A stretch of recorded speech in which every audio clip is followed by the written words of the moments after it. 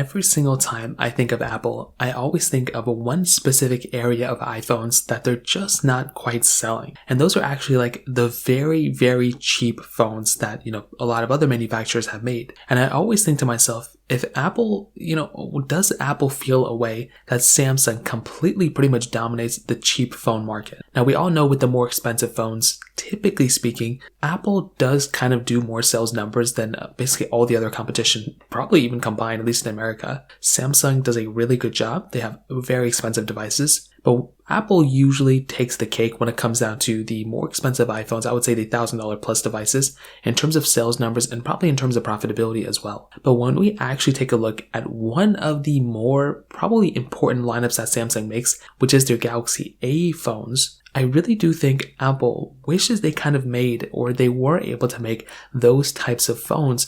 That way they can get more hands or get more people to buy an iPhone. That way they can go and upcharge them on things like the cloud storage and getting engrossed in the ecosystem and then spending more money on things like Apple Music and Apple TV Plus and so many things like that. So the reason I say that is because when we take a look at what's Apple's approach is probably for the next couple of iPhones, they are having a hard time trying to basically find where this next iPhone SE is going to line up, where they're going to drop it, where they're going to put it. And from that, I've always felt like they should just drop these specific phones as fast as they can with the cheaper ones because they'll end up making more money in the long run. Even if they do, let's just say even if they made a loss on the iPhones, which they never will, they will still make a lot of money probably per iPhone user, depending on things like, iCloud storage, buying those things, the iCloud One membership, so many different things like that. But I will say with Samsung, when they're, when they are able to sell a Samsung Galaxy A phone for $250, that is a very decent phone for that price. They are able to get more hands on,